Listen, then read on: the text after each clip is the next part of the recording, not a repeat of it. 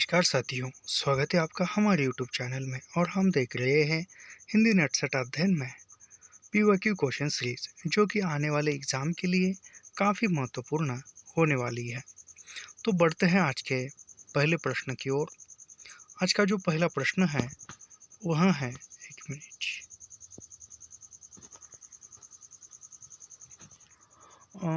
भाषा के रूप में अवधि का सर्वप्रथम प्रयोग किस रचना में हुआ है? यानी अवधि भाषा का प्रथम प्रयोग किस रचना में हुआ है? तो वह खालिक बारी में हुआ है। अभी खालिक बारी इसके बारे में थोड़ी सी जानकारी लेते हैं।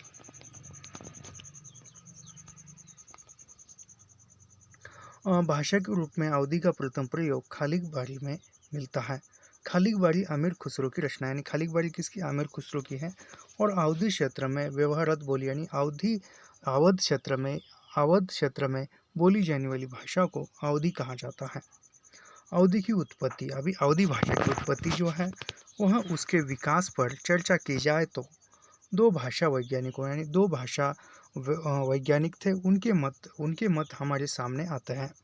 यहाँ पर जॉर्ज ग्रियर्सन ने अवधि या पूर्वी हिंदी को शोर सेनी यानी जॉर्ज ग्रियर्सन ने अवधि या पूर्वी हिंदी को शोर सेनी मागधी के बीच की अर्धव मागधी से उत्पन्न माना, यानी अर्धव मागधी से उत्पन्न अवधि को माना है। किसने? ग्रियर्सन ने।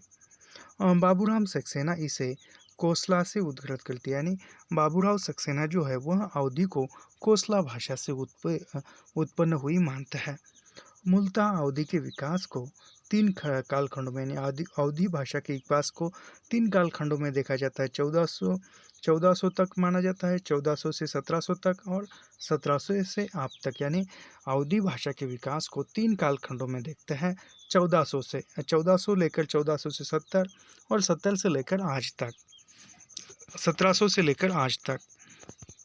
अभी जो है प्रारंभिक अवधि के उदाहरण किन किन रचनाओं में मिलते हैं? जैसे पिपरवाह, सोह गोरा, सारनाथ, रई, रूपिनदेई, खैरा खंड के अभिलेख में अवधि का उदाहरण प्राकृत पैगलम, यानी अवधि भाषा के ग्रंथ जो है वह है प्राकृत पैगलम, राउलवेल उक्ति व्यक्ति प्रकरण, कीर्तिलता, इन ग्रंथों में अवधि भाषा के उदाहरण देखने को मिलते हैं। अभी यहाँ पर अगला प्रश्न है, ये काफ़ी इम्पोर्टेंट प्रश्न है। राजभाषा आयोग की स्थापना कब हुई? जो राजभाषा आयोग था उसकी स्थापना 7 जून 1955 को हुई थी। और राष्ट्रपति राजेंद्र प्रसाद, यानी प्रथम राष्ट्रपति स्वतंत्र भारत के जो थे वह थे राजेंद्र प्रसाद। इन्होंने 1955 में बाल गंगाधर बीजी खरे की अध्यक्षता में, यानी राजेंद्र प्रसाद यादव जो स्वतंत्र भारत के पहले राष्ट्रपति थे, उन्होंने बीजी खरे की अध्यक्षता में राजभाषा आयोग का गठन किया। इस आयोग को यानी राजभाषा आयोग में कुल 21 सदस्य थे, याद रखिए। राजभाषा आयोग ने अपना प्रतिवेदन 1956 में दिया, यानी 1956 में अपना निवेदन दिया। समक्ष 1957 में रखा गया, यानी उसके समक्ष जो है 1957 में रखा गया। और भी हम इसके बारे में पढ़ते हैं, राजभाषा आयोग के बारे में।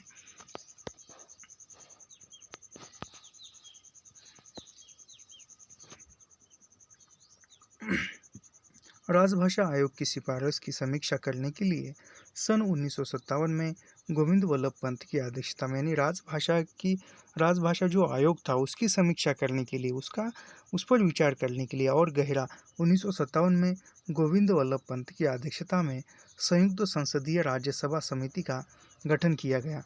श्री बीजी खरे की अध्यक्षता में राजभाषा आयोग का गठन निम्नलिखित विषयों पर, यानी जो राजभाषा आयोग का गठन किया गया था, उन आयोग के गठन के अंतर्गत कौन कौन सी सिफारिशें जो थी वह रखी गई थी, वह हम निम्न में से देखेंगे। ये बहुत बार परीक्षा में पूछा जाता है।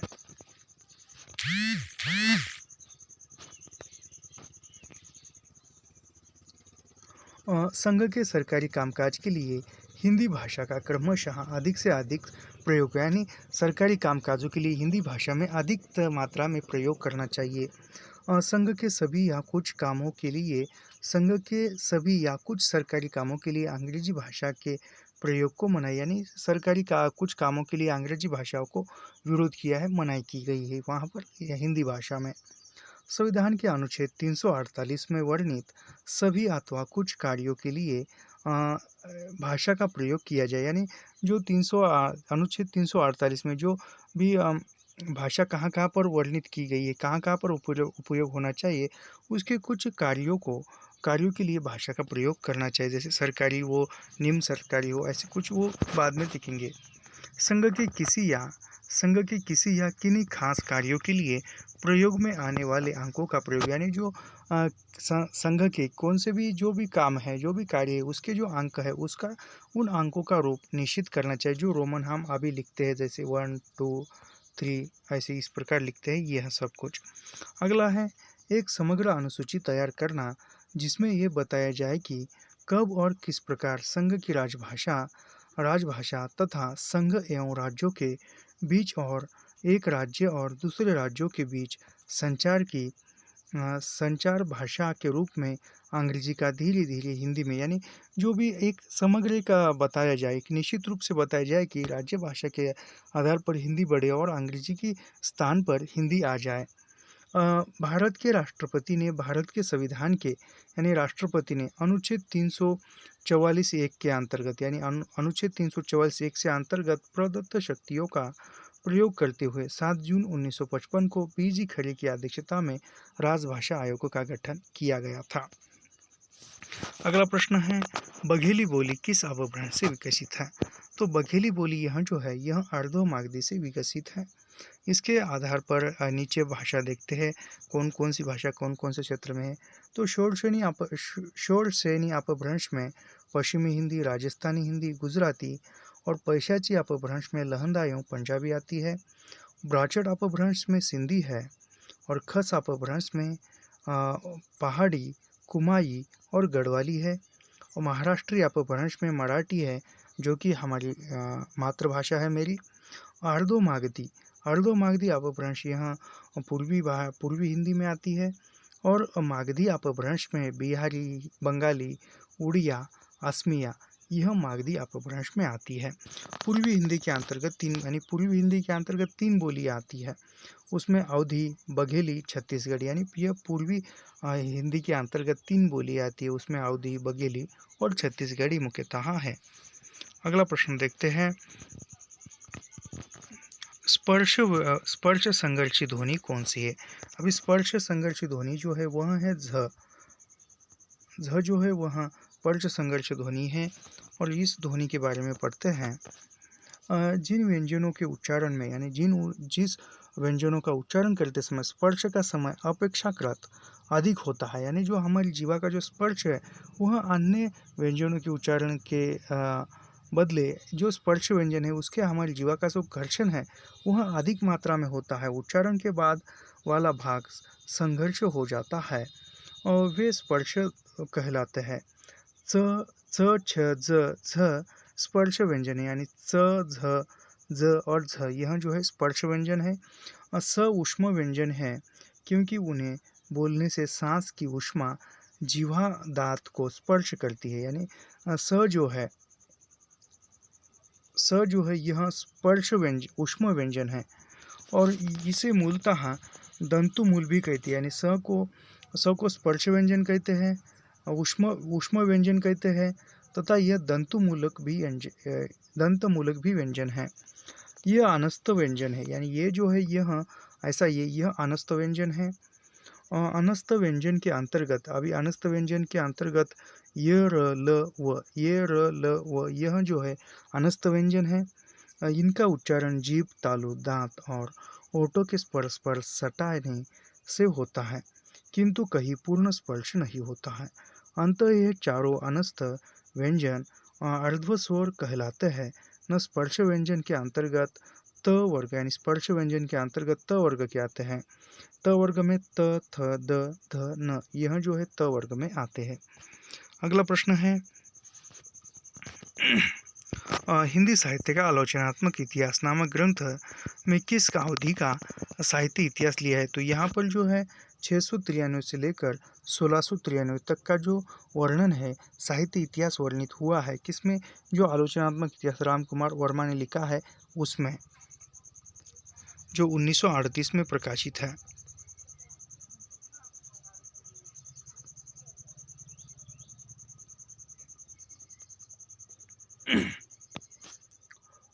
हिंदी साहित्य के इतिहास लेखन का सबसे पहला प्रयास, यानी हिंदी साहित्य के इतिहास लिखने का जो सबसे पहला प्रयास जो है वह गायसादा तासी ने किया।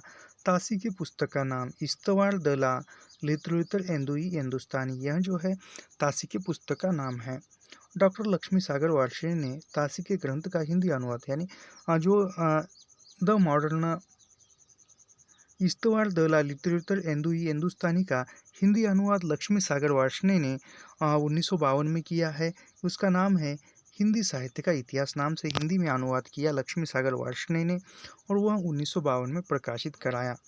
हिंदी साहित्य इतिहास की परंपरा में आचार्य रामचंद्र शुक्ल, यानी हिंदी साहित्य की परंपरा में जो प्रस्थान बिंदु या सबसे सटीक तरह से इतिहास ग्रंथ जो है वह है आचार्य रामचंद्र शुक्ल का हिंदी साहित्य का इतिहास, जो कि 1929 में प्रकाशित होता है। हिंदी साहित्य का इतिहास रामचंद्र शुक्ल का यह मूलतः नागरी परिचालन सभा द्वारा प्रकाशित हिंदी शब्द सागर की भूमिका के रूप में हिंदी साहित्य का विकास शीर्षक से सन 1929 में प्रकाशित किया। यानी हिंदी साहित्य का जो रामचंद्र शुक्ल हिंदी साहित्य का इतिहास है, यह हिंदी साहित्य का विकास शीर्षक से सन 1929 में प्रकाशित हुआ है, याद रखिए। अगला प्रश्न पढ़ते हैं।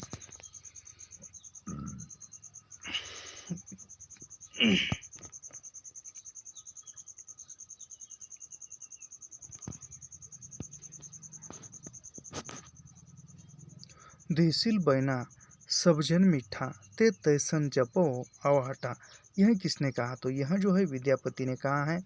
देसिल बैना सबजन मीठा तैसन जपो अवाटा पंक्ति विद्यापति की है।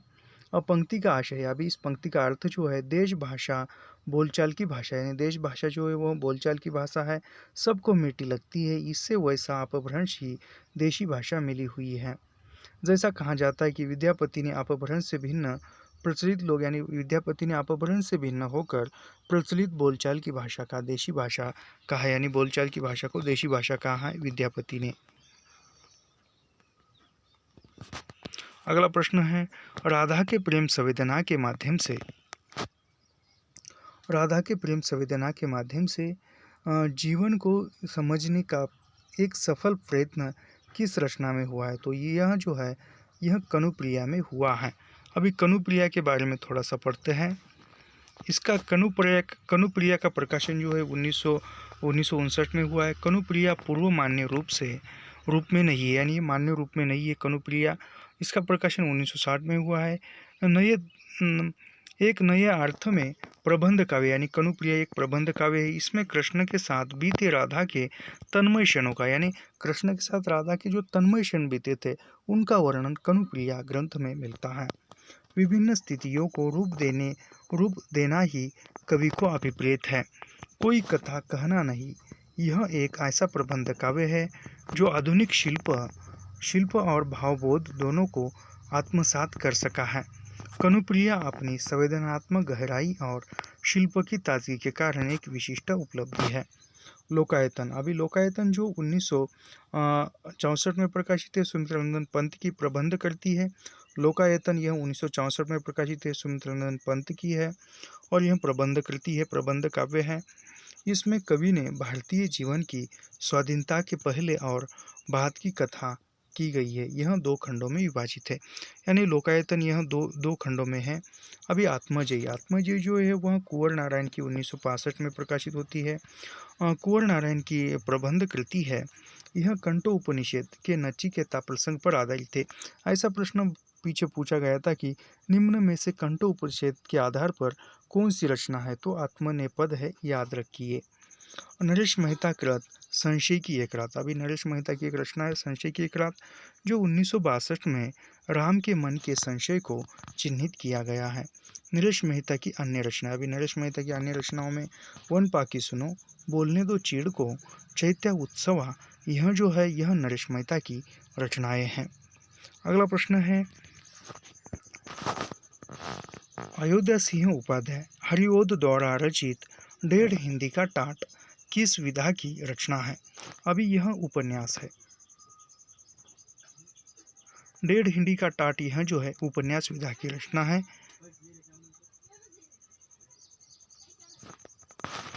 अयोध्या सिंह उपाध्याय हरिवोद द्वारा रचित 1.5 का टाट यह उपन्यास है। अभी इसके जो अयोध्या सिंह के अन्य उपन्यास है आधे खिला फूल 1907 वे धार्मिक अंधविश्वासों का कुपरिणाम दिखाया गया है। 1.5 का टाट 1899 में अपेक्षाकृत प्रसिद्ध रचना यानी 1.5 का टाट यह जो है अपेक्षाकृत यानी प्रसिद्धि की रचना है और ये 1899 में प्रकाशित है। हरिवोद जी का जन्म जो है 1865 से लेकर 1865 में जन्म हुआ और 1947 में हरिवोद की मृत्यु हुई। यह द्विवेदी युग के यानी हरिवोद जो है वह हजारीपुर द्विवेदी युग के कवि है। साथ साथ उपन्यास यानी इन्होंने उपन्यास भी लिखे हैं, कवि भी है और उपन्यास भी लिखे हैं। उनके काव्य संग्रह अभी हरिवोद के काव्य संग्रह में प्रिय प्रवास 1914, पद्म प्रहसन 1925। जो प्रिय प्रवास है वह हिंदी खड़ी बोली का प्रथम महाकाव्य है और प्रिय प्रवास का पुराना नाम जो है वह ब्रजांगना विलाप था। इसमें राधा का लोक सेविका के रूप में वर्णन किया गया है। ऐसे ही कि यह अच्छा ग्रंथ है। प्रेम प्रहसन यह 1925 में प्रकाशित है। चुपते चौपदे चौपदे 1932 में है और यह बोलचाल रस कलश तथा वैदेही वनवास यह 1740 में प्रकाशित हुआ और ये प्रसिद्ध कृति है हरिवोद की। प्रिय प्रवास खड़ी बोली में लिखा गया प्रथम महाकाव्य, जैसे मैंने अभी ऊपर कहा। रस कलश की रचना ब्रज भाषा में हुई यानी रस कलश की जो रचना है वह ब्रज भाषा में की गई है। प्रिय प्रवास और वैदेही वनवास की रचना खड़ी बोली में यानी प्रिय प्रवास के साथ हरिवोद ने प्रिय प्रवास और वैदेही वनवास यह जो है खड़ी बोली में लिखे हैं। हरिवोद को कवि सम्राट की उपाधि मिली थी। हरिवोद को कवि सम्राट भी कहा जाता है।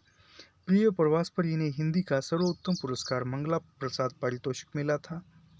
इसी प्रकार चुपते चौपदे चौके चौपदे और बोलचाल मुहावरेदार भाषा में रचित काव्य कृतियाँ हैं। अगला प्रश्न देखते हैं। चिट्ठियाँ हो तो हर कोई बाँचे यह जो साहित्यकार का पत्रों का संग्रह यह फणीश्वरात रेणु का है। चिट्ठियाँ हो तो हर कोई बाँचे निम्न में से किस साहित्यकार के पत्रों का संग्रह है? तो यह जो है फणीश्वरात रेणु का है। इसके बारे में पढ़ते हैं। चिट्ठियाँ हो तो हर कोई बाँचे रेणु के पत्रों का संग्रह है। इसका संपादन चिट्ठियाँ हो तो हर कोई बाँचे इसका संपादन जो है वह भारत यायावर ने किया है। इसमें रेणु द्वारा कुल 65 यानी रेणु के जो कुल 65 पत्र थे वह 65 व्यक्तियों को लिखे गए पत्रों का रेणु जैसे संवेदनशील और प्रयोगधर्मी रचनाकार के जीवन संघर्ष के अंतर्गत और विश्वसनीय दस्तावेज कृष्णदत्त पालीवाल ने पत्र संवाद आगे यानी कृष्णदत्त पालीवाल ने आगे के पत्रों का पत्र संवाद आगे और नंदकिशोर आचार्य के पुराने नए लेखकों को अनगिनत पत्र लिखे हैं।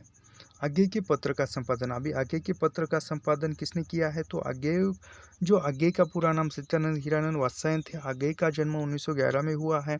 आगे जो है वह ताल सप्तक के कवि है, ताल सप्तक के संपादक है। इतना ही नहीं, आगे ने जो ताल सप्तक के कवियों को आगे ने राह का अन्वेषी कहा है। इसके साथ ही आगे जो है प्रयोगवाद के प्रवर्तक माने जाते हैं। आगे के पत्रों का जो संपादन है वह डॉक्टर विश्वनाथ प्रसाद तिवारी ने किया है। विश्वनाथ मिश्र ललित निबंधकार है। अभी विश्वनाथ मिश्र जो है वह ललित निबंधकार है। इनके ललित निबंधों में तुम चंदन हम पानी यह विद्यानिवास मिश्र का ललित निबंध संग्रह है। बसंत आ गया कोई उत्कंठा नहीं, चितवन की चाह यह उल्लेखनीय है। अभी यहाँ पर नागार्जुन के पत्रों को भी देखते हैं। नागार्जुन के पत्रों में 1987 नागार्जुन का पत्रों का संग्रह जो है 1987 में संपादित हुआ है। और नागार्जुन के पत्रों का संपादन किसने किया है? तो वह नरेंद्र कोहली ने किया है। पत्र साहित्य हिंदी गद्य की नवीनतम विधाओं में से एक यानी जो नव विधा का उत्पन्न हुआ। नव विधाओं में आत्मकथा, जीवनी, रेखाचित्र, संस्मरण, डायरी, इसमें से एक पत्र लेखन भी है। और वह पत्र साहित्य एक नव विधाओं में से एक नवीनतम विधा है। इसमें कम समृद्ध है यानी पत्र लेखन तो लिखने की कला है यानी पत्र लेखन लिखने की एक कला है, एक आर्ट है और वह हर किसी को नहीं आती। आजकल तो पत्र लगभग लुप्त ही हो गए हैं। वे आविष्कार के साथ आरंभ हुआ होगा, किंतु साहित्य एक मूल्यवान विधा मानकर प्रकाशित करने और उसके कला रूप का विश्लेषण करने का प्रयुक्त सर्वथा नया है। अगला प्रश्न है, रस की निष्पत्ति मूल ऐतिहासिक पात्रों से ही संभव है। यानी रस की निष्पत्ति मूल ऐतिहासिक पात्रों से ही संभव है, यह निम्नलिखित में से किसका मानना था? तो रस की निष्पत्ति मूलतः ऐतिहासिक पात्रों के ही संभव में, यह किसका मानना था? तो यह भट्ट ललोट का मानना था। अभी यहाँ पर इसके नीचे देखेंगे इनकी उक्तियाँ वो सब कुछ। अभी भट्ट ललोट नहीं,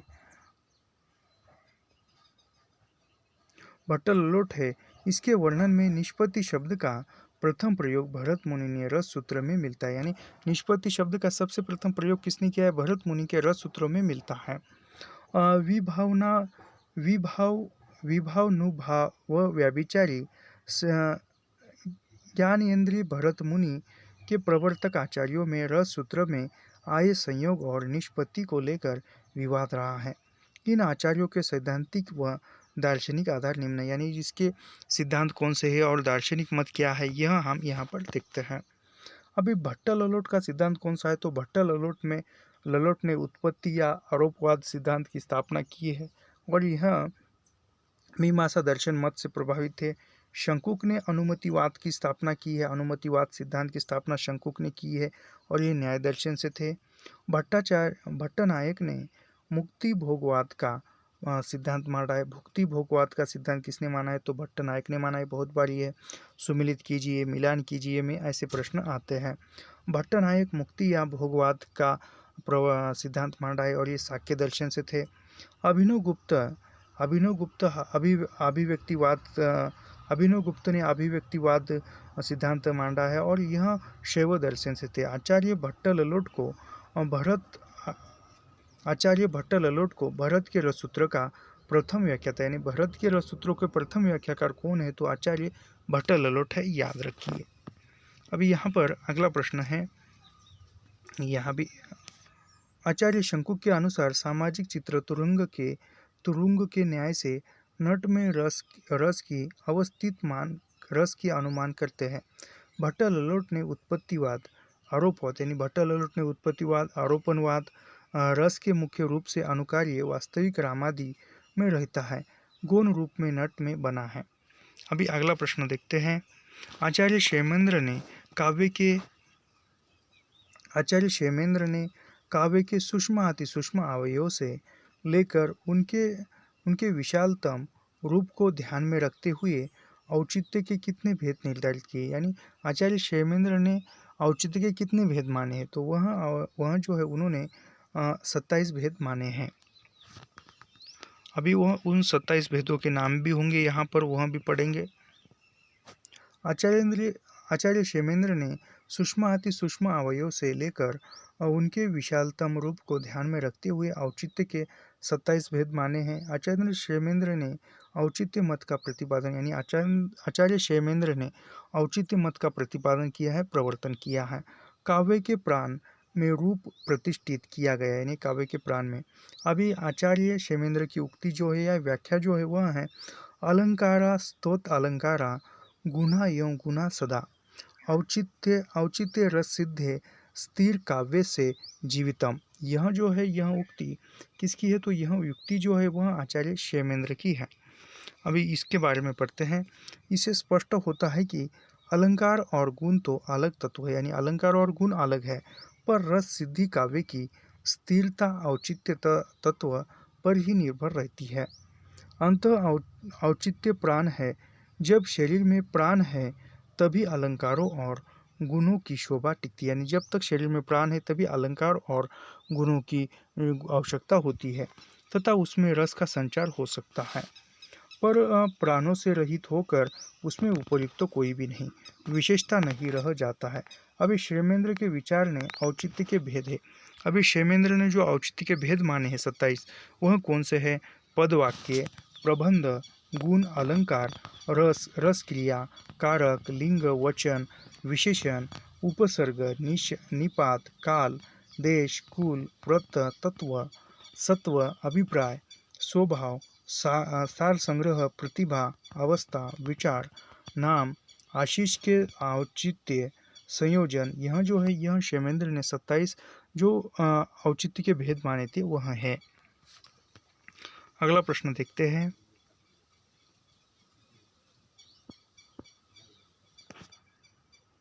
मूल धातु से संबंधित वक्रता को कहा जाता है। अभी मूल धातु से संबंधित वक्रता को क्या कहा जाता है, तो वह पद पूर्वार्ध वक्रता कहा जाता है। अभी यहाँ पर पद पूर्वार्ध वक्रता क्या है देखते हैं। पद पूर्वार्ध वक्रता यह पद वक्रता का एक रूप है, यानी पद पूर्वता वक्रता यह पद वक्रता का एक रूप है, एक भाग है। पद वक्रता में व्याकरण संबंधी प्रयोगों में चमत्कार आता है। इस पूर्व वक्रता के रूप माने गए हैं। क्रिया के प्रयोग में जहाँ पर चमत्कार हो वहाँ पर क्रिया वक्रता होती है। यह वक्रता धातु रूप प्रयोगों पर आश्रित है, जैसे बतरल लालच लाल की, मुरली धरी लुकाय, सोह सोह सोह करे हंसे, देह कहे नटी जाए। अभी यहाँ पर क्या है, वर्ण विन्यास वक्रता। अभी वर्ण विन्यास वक्रता क्या है, वर्ण विन्यास वक्रता के अंतर्गत वर्णों के इस प्रकार का संगठन आता है जिससे चमत्कार उत्पन्न हो सके। यानी वर्ण विन्यास वक्रता में वह वर्णों के इस प्रकार का संगठन होता है जिससे चमत्कार उत्पन्न हो सके। इसके अंतर्गत शब्द अलंकार, अनुप्रास, यमक, विभिन्न वृत्तियों एवं शब्द गुणों का समावेश होता है। यानी वर्ण विन्यास में कौन कौन से आते हैं, तो शब्द अलंकार आता है, अनुप्रास आता है, यमक अलंकार आता है, विभिन्न वृत्तियाँ एवं शब्द गुणों का समावेश होता है। अभी यहाँ पर अगला देखते हैं, वह है पद पदार्थ वक्रता। अभी पद पदार्थ वक्रता क्या है, तो इसके अंतर्गत पद के परार्थ में प्रकट विशेषताओं का संकेत यह वक्रता काल, कारक, संख्या, पुरुष, उपग्रह, प्रत्यय तथा पद वक्रता के रूप में अभिव्यक्त होती है। अगला देखते हैं, यहाँ पर वाक्य वक्रता एक है, वह भी देखते हैं। तो वाक्य वक्रता में वाक्य वक्रता के अंतर्गत उदार और सुंदर वस्तु का रूप वाक्य वक्रता क्या है, तो वाक्य वक्रता के अंतर्गत उदार और सुंदर वस्तु का सुंदर और रमणीय वर्णन आता है। इसमें एक प्रकार का वर्णन तो स्वाभाविक होता है, जैसे स्वभावोक्ति, यानी वाक्य वक्रता में स्वभावोक्ति का वर्णन होता है, रूप में कहा जाता है। और दूसरा कवि की सहज आहार्य प्रतिभा और लौकिक या विलक्षण वर्णन होता है। या ऐसे जो वाक्य है यह जो स्थापना तर्क, अभिकथन और तर्क है, ऐसे कथनों में पूछे जाने की जा सकते हैं। तो अगला प्रश्न देखते हैं, लिरिक बेटेस रिलिकर बैलेट्स 1978 इन दो कवियों की कविता संग्रह, यानी इनकी रिलिकर बैलेट्स 1978 यह जो है दो कवियों की कविताओं का संग्रह है। तो वह जो है इसमें वर्ड्सवर्थ और कॉलरिज, यह दो कवियों का संग्रह है। अभी यहाँ पर इन दोनों रचना देखते हैं इनकी। रिलिकर बेटेस जो है 1798 में है। वर्ड्सवर्थ एवं कॉलरिज की कविताओं का संग्रह, यानी दोनों ने संयुक्त रूप से लिखा है। वर्ड्सवर्थ जो 1795 में कॉलरिज के मित्र बने, यानी वर्ड्सवर्थ जो कॉलरिज के मित्र थे, और इन दोनों में मित्रों का जो प्रस्ताव था वह मंजूर कब हुआ, तो वह 1795 में हुआ। वर्ड्सवर्थ और कॉलरिज यहाँ 1795 में दोनों मित्र थे, तो दोनों ने मिलकर वह रिलिकर बैलेट्स ग्रंथ लिखा है। सहलेखन में रिलिकर बैलेट्स नामक कविताओं का प्रथम संस्करण 1798 में प्रकाशित करवाया। रिलिकर बैलेट्स की स्वच्छंदतावादी काव्य आंदोलन का घोषणा पत्र कहा जाता है। रिलिकर बैलेट्स इस स्वच्छंदतावादी काव्य ग्रंथों को स्वच्छंदतावादी कविता काव्य आंदोलन का घोषणा पत्र माना जाता है, याद रखिए। रिलिकर बैलेट्स के 4 संस्करण प्रकाशित हुए, यानी रिलिकर बैलेट्स के रिलिकर बैलेट्स जो ग्रंथ था इसके 4 संस्करण प्रकाशित हुए हैं। उनकी भूमिका वर्ड्सवर्थ की आलोचना मूल माना जाता है। अभी उसके 4 प्रकाशन कौन कौन से हैं यह भी देखते हैं। प्रथम प्रकाशन जो है 1898 में हुआ, जो एड एक मिनट, प्रथम प्रकाशन 1798 में हुआ, वो आर्डर वर्टिमेंट है। द्वितीय संस्करण 1800 में प्रीफेंस में हुआ, प्रीफेस में भूमिका के शीर्षक, यानी द्वितीय संस्करण 1800 में प्रकाशित हुआ और उसके भूमिका का शीर्षक जो था वह प्रीफेंस था। और तृतीय संस्करण 1802 में इसका भी भूमिका का शीर्षक प्रीफेस था। और चतुर्थ जो है वह 1815 में इसके भी भूमिका का शीर्षक प्रीफेस था। अगला प्रश्न देखते हैं।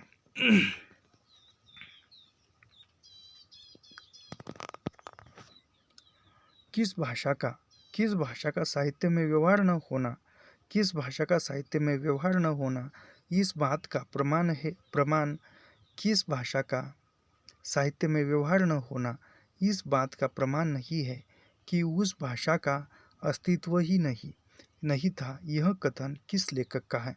तो यह कथन जो है यह रामचंद्र शुक्ल का कथन है। अभी रामचंद्र शुक्ल के बारे में पढ़ते हैं, इनके बारे में। हिंदी साहित्य किसी भाषा का साहित्य में व्यवहार न होना इस बात का प्रमाण नहीं है कि उस भाषा का अस्तित्व नहीं था। कथन यह रामचंद्र शुक्ल का है। हिंदी साहित्य का इतिहास से है, यानी हिंदी साहित्य के इतिहास में आचार्य रामचंद्र शुक्ल अपने हिंदी साहित्य इतिहास ग्रंथ में आधुनिक काल के अंतर्गत खड़ी बोली का गद्य कहाँ है। आगे लिखते हैं, भोज के समय से लेकर हमीरदेव के समय तक अपभ्रंश काव्य की जो परंपरा चलती रही उसके भीतर खड़ी बोली के प्राचीन रूप की झलक उनके पद्यों में मिलती है। भला हुआ जो बहिनी मारा कंतु, डॉक्टर रामकुमार वर्मा का कथन है। रामकुमार वर्मा कहते कि जिस देश के पास हिंदी जैसी मधुर भाषा है वह देश अंग्रेजी के पीछे दीवाना क्यों। यानी रामकुमार वर्मा का कथन काफ़ी इम्पोर्टेंट है। और रामकुमार वर्मा कहते कि जिस देश के पास हिंदी जैसी मधुर भाषा है वह देश अंग्रेजी के पीछे क्यों दीवाना है, यानी अंग्रेजी के पीछे क्यों जाए। स्वतंत्र देश के नागरिकों को अपनी भाषा पर गर्व करना चाहिए। हमारी भावभूमि भारतीय होनी चाहिए, हमें झूठन और नहीं ताकना चाहिए। यह रामकुमार वर्मा का कथन है। अगला प्रश्न पढ़ते हैं। एशिया के हरे भरे धर्म जैसे ही वे पश्चिमी विज्ञान की वास्तविकताओं के संपर्क में लाए जाते हैं, सूखी लकड़ियों का ढेर मात्र रह जाते हैं। तो यह कथन जो है यह कथन हंटर का है। अभी हंटर के बारे में थोड़ा सा पढ़ते हैं। यह कथन अंग्रेजी अधिकारी हंटर का है। लॉर्ड मैकाले को भारत में अंग्रेजी भाषा और भारतीय शिक्षा का जनक माना जाता है। यानी किस अंग्रेजी प्रशासक को भारत में अंग्रेजी भाषा और भारतीय शिक्षा का जनक माना जाता है, वह लॉर्ड मैकाले को। लॉर्ड मैकाले एक सुयोग्य शिक्षा शास्त्री, राजनीतिज्ञ एवं कुशल प्रशासक था। याद रखिए, यह जो प्रश्न है यह प्रश्न जो इकाई 4 वैचारिक पृष्ठभूमि है उसके अंतर्गत आ सकता है। तो यहाँ पर मैकाले के विवरण पत्र के प्रमुख अंश, अभी मैकाले ने जो पत्र ली थी उसके अंश है। सरकार स्कूल तथा कॉलेज स्तर पर शिक्षा का माध्यम अंग्रेजी करे।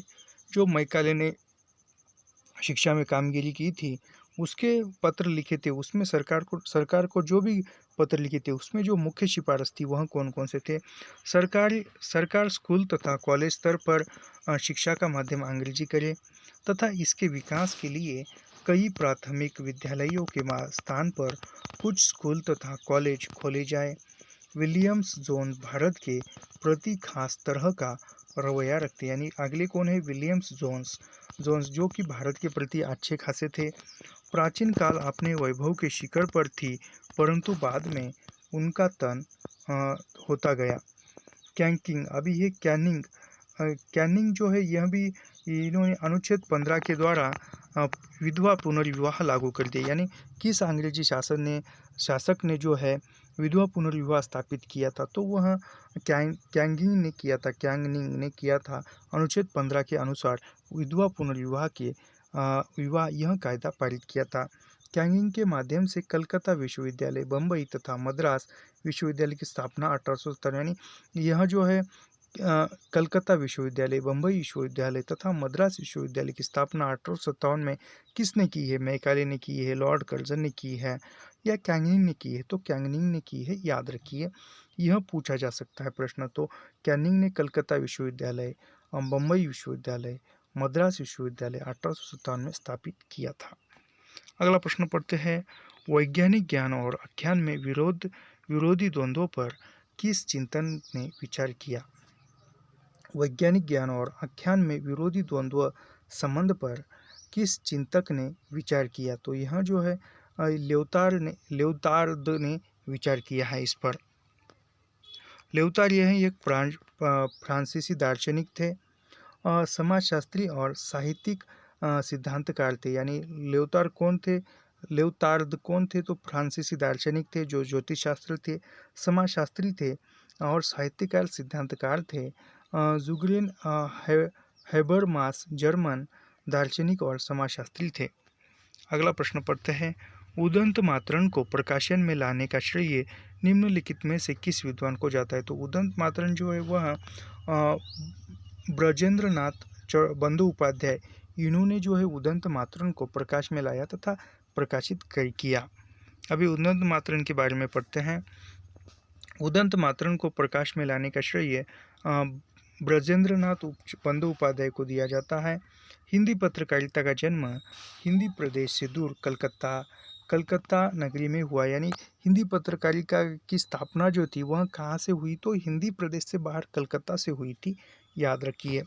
प्राप्त सामग्री के आधार पर हिंदी का पहला पत्र, यानी जो भी सामग्री हिंदी पत्रकारिता के बारे में जानकारी मिली उसके आधार पर हिंदी का जो पहला समाचार पत्र है वह उदंत मातरण था। इसका प्रकाशन 30 मई 1827 को हुआ था। यानी उदंत मातरण का प्रथम प्रकाशन 30 मई 1826 को हुआ था। जिसके संपादक जो थे वह पंडित जुगल किशोर थे, पहले संपादक। बाद में श्याम सुंदर दास ने भी इसका संपादन किया। नहीं, श्याम सुंदर दास ने नहीं किया, तो जुगल किशोर थे। उदंत मातरण के प्रकाश दिन को आधार मानकर, यानी उदंत मातरण 30 मई 1826 को प्रकाशित हुआ। तो इसी तिथि को आधार मानकर 30 मई को राष्ट्रीय हिंदी पत्रकारिता दिवस मनाया जाता है। राष्ट्रीय हिंदी पत्रकारिता दिवस 30 मई को मनाया जाता है 1826 से। अगला प्रश्न है। चौसरिया के खेल में जुग मिलन की आस, नर्द अकेली रह गई रे, नहीं जीवन की आस हो। कबीर की इस पंक्ति में नर्द शब्द का अर्थ क्या है? तो कबीर ने नर्द शब्द का अर्थ क्या बताया है? तो यहाँ पर उन्होंने नर्द से गोटी जो अर्थ बताया, अर्थ गोटी लगाया है। अगला प्रश्न है। अंधेरी कविता में काव्यवाचक किसे पित्त को कहकर संबोधित करता है? यानी अंधेरी में जो मुक्तिबोध की कविता है इसमें जो है वह काव्यवाचक पित्त को कहकर किसको संबोधित करता है या किसको पुकारता है? तो वह तिलक को, जो बाल गंगाधर तिलक। अभी इसके बारे में थोड़ा सा पढ़ते हैं। अंधेरी में कविता वाचक को पित्त कहकर संबोधित करता है। अंधेरी में कविता का प्रकाशन, अंधेरी में कविता मुक्तिबोध की है और इसका प्रकाशन 1961 में हुआ। एक लंबी कविता है। यह मुक्तिबोध की रचना है। इस कविता में अंधेरा सामाजिक व्यवस्था का प्रतीक है। यानी अंधेरी में कविता में अंधेरा किसका प्रतीक है? तो सामाजिक व्यवस्था का प्रतीक है। अंधेरे में वह और मैं के बीच साक्षात्कार की प्रतिक्रिया परस्पर चलती है। व्यक्ति अपने आप को भूलकर वह पाने के लिए भटकता है। यानी व्यक्ति अपने आप को भूलकर वह पाने के लिए भटकता है, घूमता है। मैं अपनी सुविधा जीवी वृत्ति को छोड़ नहीं पाता क्योंकि उसे अपनी कमजोरियों से लगाव है। अंधेरी में कविता का पहला प्रकाशन, यानी अंधेरी में कविता का पहला प्रकाशन 1964 में यह कल्पना पत्रिका, जो कल्पना पत्रिका हैदराबाद से निकलती थी, याद रखिए। आशंका के द्वीप अंधेरी में, यानी सबसे प्रथम 1964 में कल्पना पत्रिका में अंधेरी में कविता आशंका के द्वीप नाम से प्रकाशित हुई थी और बाद में जो है उसका नाम अंधेरे में रखा गया। मुक्तिबोध ने अंधेरे में कविता की रचना फैंटेसी शैली में की है।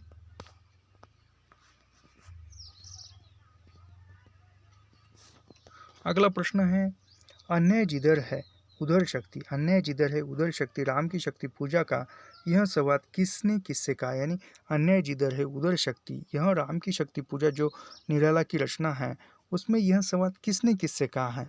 तो यह जो है राम ने विभीषण से कहा है। अन्याय जिधर है उधर शक्ति है।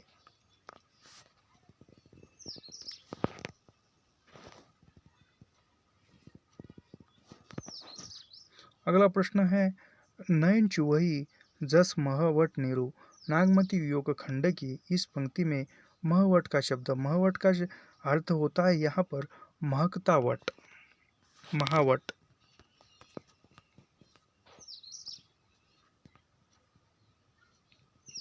इसका अर्थ जो है इसका महवट शब्द का माघ की झड़ी। नयन चुवही जस महवट नीरू, नागमती वियोग खंड में यह महावट शब्द का अर्थ जो है वह माघ की झड़ी, यानी जब माघ की झड़ी लगती है और तब वो नागमती अपने नायक के लिए किस प्रकार, नायक को मिलने के लिए किस प्रकार तड़पती है, उस झड़ी का प्रभाव इसके विरह पर किस प्रकार पड़ता है यह बताती है। अगला प्रश्न जो है वह देखते हैं,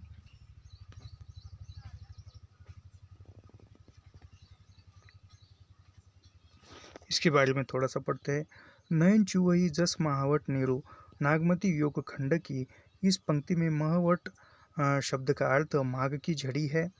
नागमती योग खंड जायसी के पद्मावत से लिया गया है। नागमती योग खंड का वर्णन पद्मावत में हुआ है। पद्मावत यह जायसी की रचना है, मलिक मोहम्मद जायसी की, जो 1540 में प्रकाशित होती है। इस परंपरा को प्रौढ़तम काव्य माना जाता है। इसकी कथा वस्तु, अभी पद्मावत की कथा वस्तु को आलोचकों ने दो खंडों में यानी रत्नसेन पद्मावती के विवाह का पूर्वार्ध एवं शेष उत्तरार्ध भाग में विभाजित करते हैं। पूर्वार्ध को कल्पना प्रस्तुत एवं उत्तरार्ध को ऐतिहासिक माना जाता है। वस्तुतः जायसी ने अपनी प्रयोजन स्पष्ट शब्दों में व्यक्त करते हुए लिखा है, यानी जायसी ने लिखा है, ओ मन जानी कवित कवित अस्की हाँ, भक यह के जावे चिन्हा, अर्थात जगत में अपना चिन्ह छोड़ जाने के लिए काव्य लिखता रहा हूँ, यानी जगत में अपना प्रतीक चिन्ह छोड़ जाने के लिए मैं काव्य लिखता रहा हूँ, किंतु फिर भी यह भ्रांत धारणा प्रचलित है। अभी यहाँ पर जायसी की रचनाएं देखते हैं। तो जायसी की रचनाओं में अकरावट, आखिरी कलाम, चित्रलेखा, कहरनामा, मसलनामा उल्लेखनीय है। अभी अगला प्रश्न देखते हैं, झूठा सच उपन्यास। अभी झूठा सच उपन्यास यह किसका है, तो यशपाल का उपन्यास है। यह दो भागों में है। इसका प्रथम भाग जो है वह 1958 में प्रकाशित हुआ है और द्वितीय भाग 1960 में प्रकाशित हुआ है। पहले भाग का नाम जो है वह देश और वतन, देश का भविष्य है, और दूसरे भाग का नाम देश और वतन है।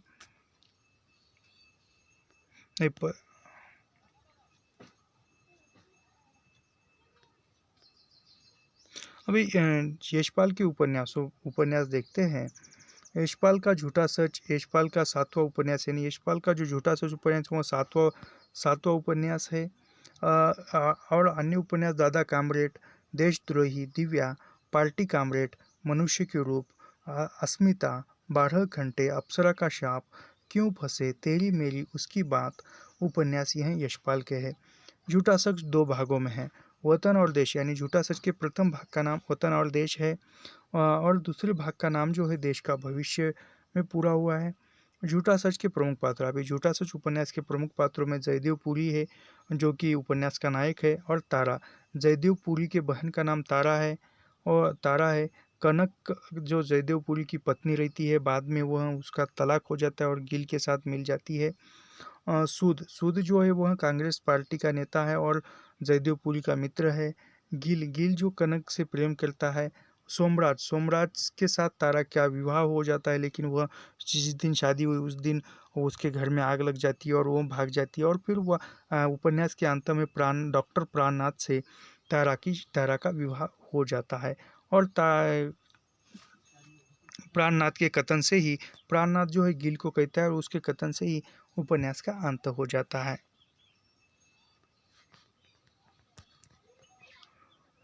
उपन्यास के अंत में डॉक्टर प्राणनाथ गिल से कहता है, गिल, आप तो विश्वास करोगे, जनता निर्जीव नहीं है, जनता सदा मूक भी नहीं रहती। देश का भविष्य नेताओं और मंत्रियों की मुट्ठी में नहीं है, देश की जनता के ही हाथ में है, यानी देश का भविष्य देश की जनता के हाथ में है। इस कथन से ही उपन्यास का जो प्रथम भाग है समाप्त होता है। अगला प्रश्न पढ़ते हैं। मुझे उन लोगों से ज़रा भी हमदर्दी नहीं है जो बातें तो करते हैं कम्युनिस्टों की सी, मगर जीवन है रईसों का। उतना विलास समय उतना ही स्वार्थ से भरा हुआ। यह कथन किस उपन्यास का है? तो यह कथन जो है, यह कथन गोदान उपन्यास से है। अभी यह गोदान उपन्यास प्रेमचंद का है और यह 1931 में प्रकाशित हुआ है। 1936 में प्रकाशित हुआ है गोदान। तो अभी प्रेमचंद के उपन्यास देखते हैं। सेवा सदन 1918, वरदान 1921, प्रेमाश्रय 1921, रंगभूमि का 1925, कायाकल्प 1926, निर्मला 1927, प्रतिज्ञा 1929, गबन 1931, कर्मभूमि 1932, गोदान 1936 और प्रेमचंद का मंगलसूत्र यह अपूर्ण उपन्यास है। उनकी मृत्यु हो चुकी है और फिर वो अपूर्ण रह गया। प्रेमचंद के मैं फिर से कालक्रम के अनुसार सही उपन्यास पढ़ता हूँ। सेवा सदन 1918, वरदान 1921, प्रेमाश्रयम 1921, रंगभूमि 1925, कायाकल्प 1926, निर्मला 1927, प्रतिज्ञा 1929, गबन 1931, कर्मभूमि 1932, गोदान 1936 और अंतिमतः मंगलसूत्र यह 11वां उपन्यास है और यह अपूर्ण उपन्यास है।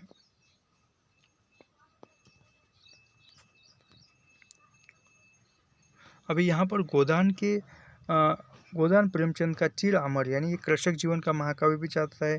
गोदान में प्रेमचंद का संपूर्ण जीवन अनुभव सिमट कर केंद्रित हो गया है।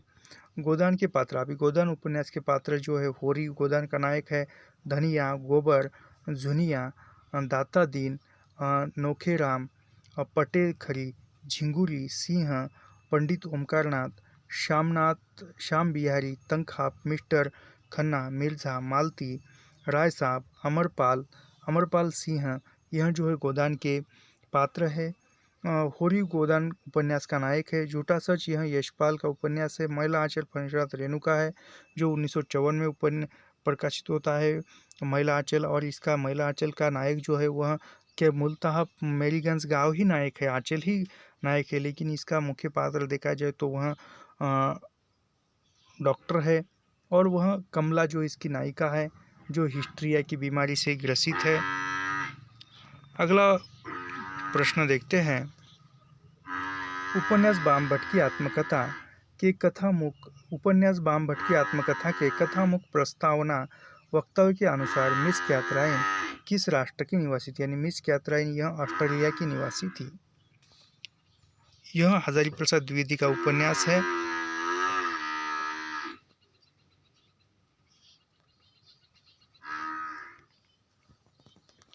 अगला प्रश्न पढ़ते हैं। किस उपन्यास में पारंपरिक गीतों के साथ ही बाबा फरीद शाह, लतीफ़ और बुल्ले शाह की कविताओं का बहुतायत से प्रयोग हुआ है? तो यहाँ पर यह जो है जिंदगीनामा उपन्यास में फरीद शाह तथा बुल्ले शाह की कविताओं का बहुतायत से प्रयोग हुआ है। यह जो उपन्यास है जिंदगीनामा, यह कृष्णा सोबती का उपन्यास है। कृष्णा सोबती के अन्य उपन्यास देखते हैं। कृष्णा सोबती ने कुल 6 उपन्यास लिखे हैं। उसमें सूरजमुखी अंधेरी की 1972, जिंदगीनामा 1979, दिलो दानिश 1993, समय सरगम 2000, गुजरात पाकिस्तान से गुजरात हिंदुस्तान 2017 तथा चैत्रा 2019 विशेष प्रसिद्ध है। जिंदगीनामा एक बड़ा उपन्यास है। इसमें पंजाब की विगत है जिंदगी का, यानी जिंदगीनामा उपन्यास में पंजाब की विगत जीवन जिंदगी का ब्यौरा प्रस्तुत किया गया है। जिंदगीनामा उपन्यास के मुख्य पात्र, जिंदगीनामा उपन्यास के पात्रों में जो है शाहानी, शाहजी, महरी चाची, राबिया, कसम बीबी, सफरराज और जोरावर, यह जो है जिंदगीनामा उपन्यास के पात्र है। अभी यहाँ पर तमस 1973 यह भी है और तमस जो है, तमस यह हमारे पाठ्यक्रम में भी है। तमस भीष्म सानी का है। झूठा सच जो यशपाल का है। शेखर एक जूनी आगे का है। शेखर एक जूनी आगे का उपन्यास है और इसका नायक शेखर ही है और शेखर है। शेखर एक जूनी यह 2 भागों में प्रकाशित है।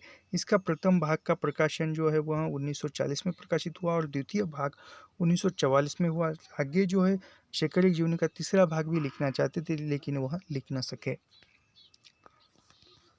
अगला प्रश्न पढ़ते हैं।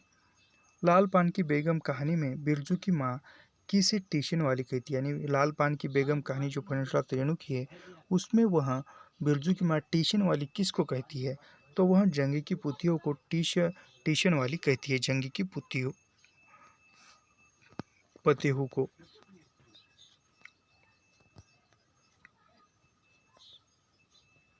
अभी यहाँ पर लाल पान की बेगम कहानी के पात्र देखते हैं। बिरजू की माँ चंपिया, सुनरी, मखनी फुआ, जंगी की पुतिहू, राधे की बेटिया। और ये कि यहाँ पर पात्र है जो बिरजू एक है, बिरजू एक है और बिरजू की बहन एक है। और यहाँ पर फणसराज रेणु के कहानी संग्रह ठुमरी, अग्निखोर, आदिम रात्रि की महक, एक श्रावणी दोपहरी की धूप सभी कहानी संग्रह हैं। रेणु जी की कहानी जो है, रेणु की कहानियाँ रसप्रिया, ठेस, तीसरी कसम को ही मारे गए गुलफाम, तीसरी कसम उर्फ मारे गए गुलकाम। तीसरी कसम कहानी का नायक जो हीरामन है, नायिका हीराबाई है जो फारबिसगंज मेले से नाच देखने के लिए जाते हैं। वह हीराबाई को नौटंकी कंपनी में ले जाता है और हीरामन जो है 3 कस्में खाता है। पहली कसम चोरी का माल नहीं ला देंगे, दूसरी कसम बांस नहीं ला देंगे और तीसरी कसम जो है नाच की जो महिला होती, नौटंकी की जो महिला होती है उसकी डोली नहीं ला देंगे। यह 3 कस्में खाता है हीरामन। एक आदिम रात्रि की महक, पंचलाइट, पहलवान की ढोलक, संवदिया, अक्ल और भैंस, यह 3 बंदरियाँ यह फणसराज रेणु की महत्वपूर्ण कहानियाँ हैं। अगला प्रश्न देखते हैं। चंद्रदेव से मेरी बातें शीर्षक कहानी सर्वप्रथम किस वर्ष प्रकाशित हुई? चंद्रदेव से मेरी बातें यह राजेंद्र बाला घोष की कहानी है और यह 1904 में प्रकाशित हुई है।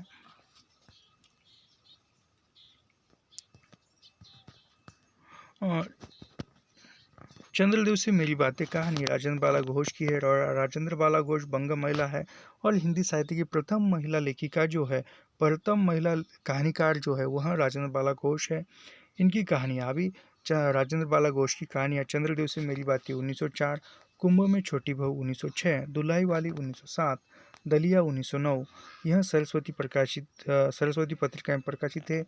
यह यानी जो चंद्रदेव से मेरी बातें यह पत्रात्मक शैली में लिखी हुई कहानी है जिस पर शिव शंभू के चिट्टे निबंध का प्रभाव देखा जाता है।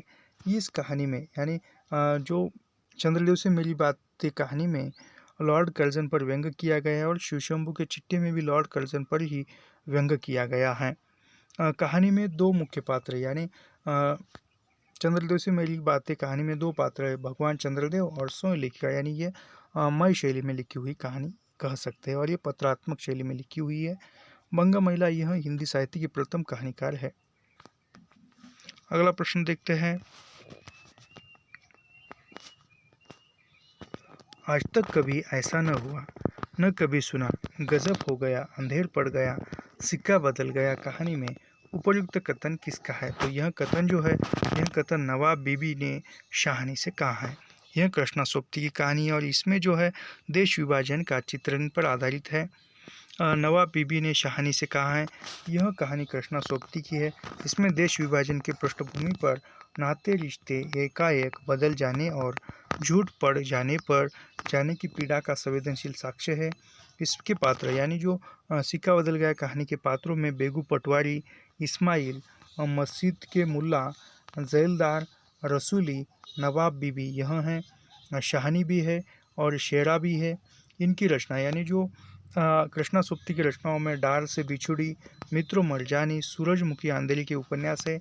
यारों के यार, तीन पहाड़, दिलो दानिश, जिंदा रूख, जिंदगी नामा, ए लकड़ी उपन्यास है। कहानी बादलों के घेरों में तथा संस्करण हम हशमत यानी कृष्णा सुप्ती का संस्करण हम हशमत है, याद रखिए। अगला प्रश्न है, पवित्रता माप है, मलिनता सुख का आलोचक है, दुख दुख पुण्य की कसौटी में पाप। उपर्युक्त संवाद चंद्र स्कंदगुप्त नाटक में किसके द्वारा कहा गया? तो यह जो है यह देवसेना का कथन है। अभी यहाँ पर स्कंदगुप्त नाटक के पात्र देखते हैं। स्कंदगुप्त नाटक में देवसेना का कथन है यह।